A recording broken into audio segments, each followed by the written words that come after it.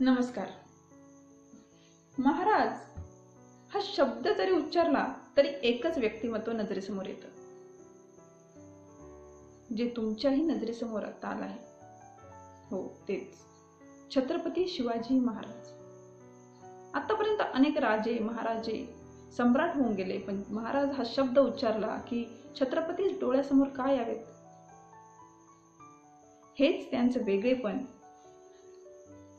समीक्षात्मक रूपात मांडला आहे दिवंगत गोविंद पानसरे यांनी शिवाजी कोण होता या पुस्तकामध्ये.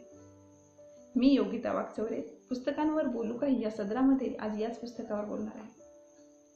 या पुस्तकाच्या शीर्षकावरून अनेकांना असं वाटतं की लेखकाने महाराजांचा अनादर केला आहे, पण मी खात्रीने सांगते की तुम्ही जेव्हा हे पुस्तक वाचाल त्यावेळेस तुम्हालाही जाणवेल की लेखकाच्या मनात महाराज एक व्यक्ती आणि व्यक्तिमत्व म्हणून एक वेगळ्याच उंचीवर आहे. या पुस्तकाची भाषा इतकी धारदार आणि इतकी प्रभावी आहे की यातलं प्रत्येक वाक्य आणि प्रत्येक उतारा आपल्याला पुन्हा पुन्हा वाचायला आणि त्यावर विचार करायला भाग पडतं. महाराजांचं वेगळेपण दाखवताना इथे अनेक प्रसंगांची समीक्षा करताना लोकशाही, सरंजामशाही, राजशाही आणि आधुनिक लोकशाहींची तुलना केली आहे.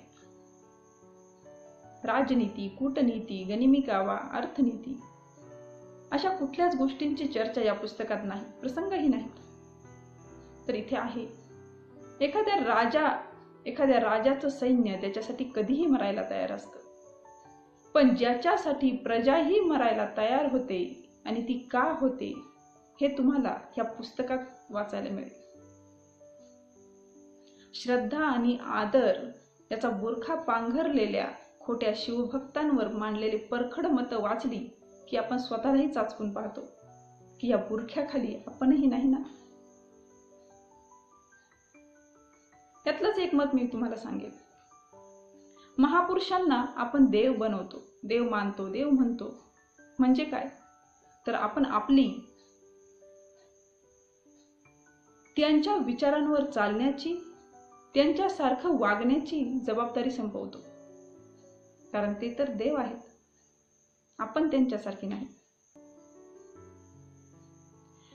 हे पुस्तक म्हणजे महाराजांचं चरित्र नाही. महाराजांच्या चरित्रासाठी अनेक पुस्तकं आहेत, ते जरूर वाचावेत, पण हे पुस्तक वाचावं ते ह्यासाठी की इतर राजे, इतर महाराजे, सम्राट, अगदी आत्ताचे राजकर्तेही ह्यांच्यापेक्षा छत्रपती शिवाजी महाराज वेगळे का होते. 350 वर्षापूर्वी जन्मलेले शिवाजी महाराज आजही या आधुनिक लोकशाहीमध्ये इतके लोकप्रिय, आदरणीय, आदर्शवादी का आहेत, कसे आहेत हे समजून घेण्यासाठी हे पुस्तक वाचावं. कोणत्याही टीकेची भीड न बाळगता अगदी निर्भीडपणे लिहिलेलं हे पुस्तक महाराजांना जर समजून घ्यायचं असेल, महाराजांना जर आपल्या विचारात, आपल्या मनात उतरवायचा असेल तर हे पुस्तक वाचा. शिवाजी कोण होता. प्रिय वाचक हो, जर तुम्हाला माझे व्हिडिओज आवडत असतील तर लाईक करा, कमेंट करा, शेअर करा आणि सबस्क्राईब करायला विसरू नका. धन्यवाद.